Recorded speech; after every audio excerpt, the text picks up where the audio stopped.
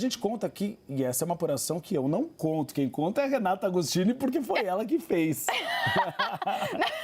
Não, e o pior é que essa exatamente nem foi, mas já tem mais apuração minha. Vamos lá, gente, olha.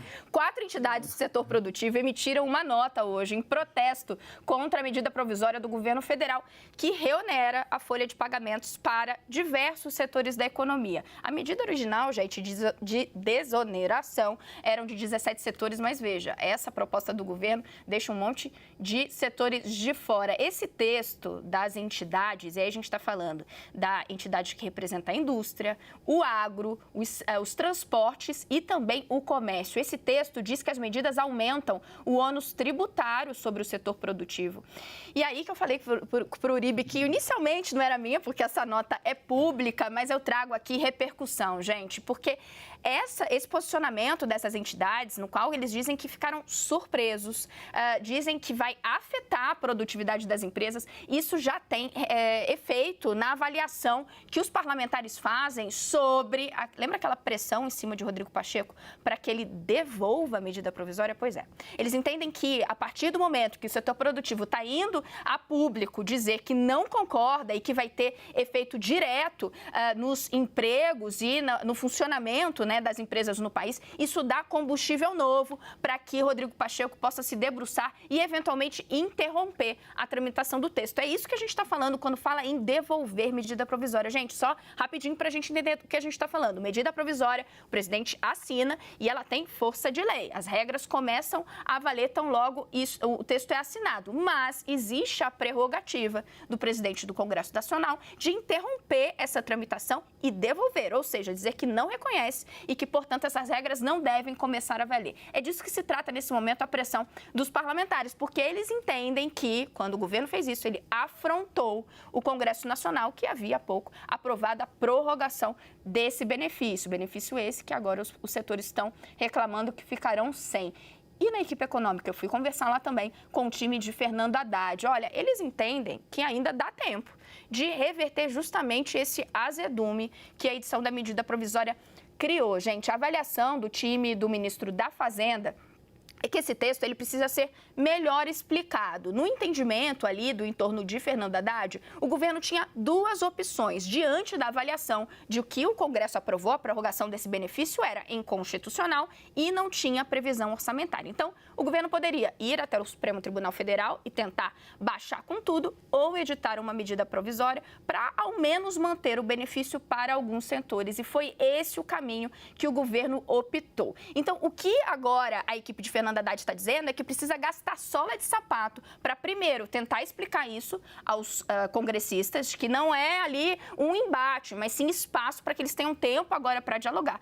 E, do outro lado, convencer o setor produtivo que essa medida não é a melhor, não é eficaz e tem outras formas de melhorar justamente a produtividade. Agora, Gustavo Uribe, como convencer empresários de que é melhor para eles que o imposto aumente? Nunca. Ou seja, é o contrário do que os empresários esperam.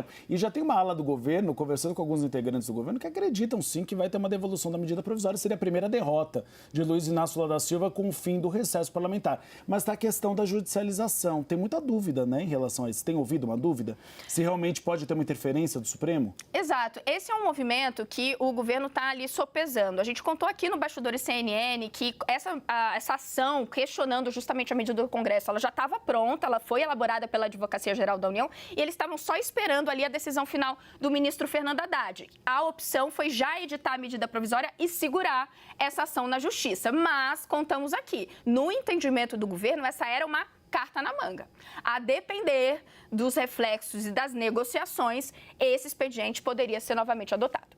Vamos chamar a Thais Arbex, que ela entende tudo sobre esse assunto e sobre os anseios e também sentimentos no Congresso Nacional. Thaís, não foi por falta de aviso, a gente sempre fala isso, porque a articulação política do Palácio Planalto defendia um veto parcial, deixando alguns setores de fora, vetando, por exemplo, a folha de pagamento dos municípios, mas deixando os 17 setores de fora.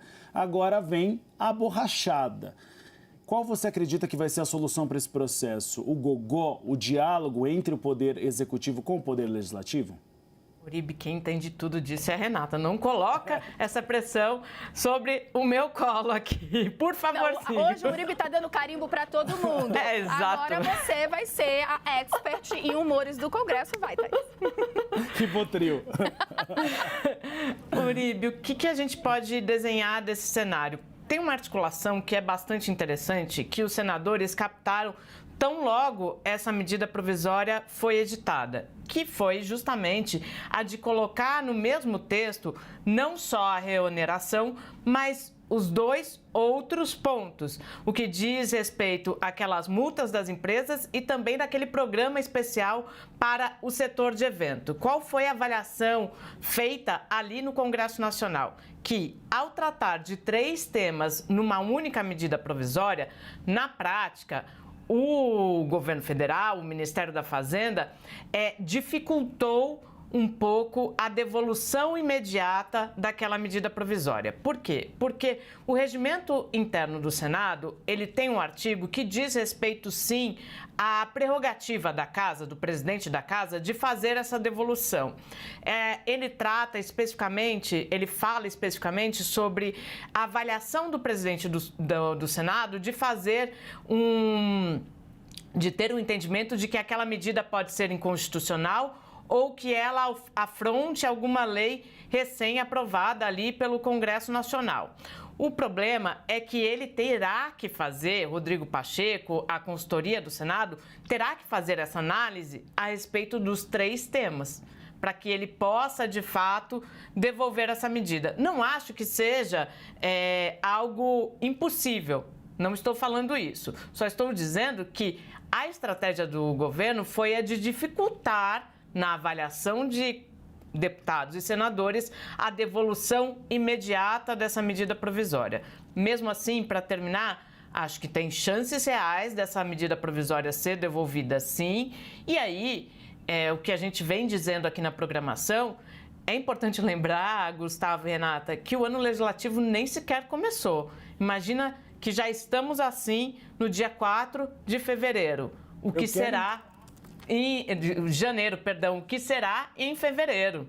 Não, já me disseram que a ideia é que Luiz Inácio Lula da Silva vá no início do recesso, no final do recesso legislativo e faça o seu discurso.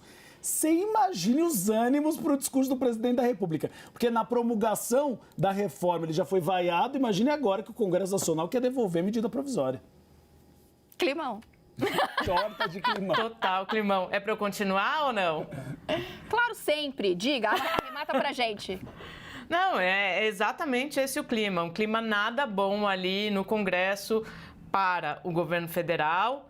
E aí tem que lembrar, acho que a gente não citou ainda, não é só a MP, né, gente? Tem os vetos na LDO, na Lei de Diretrizes Orçamentárias. Então, torta de climão. Vamos ver o que vai acontecer no dia 8. Será que esse climão a gente já vai sentir no próximo dia 8, quando vai ter o evento por conta dos atos de janeiro passado?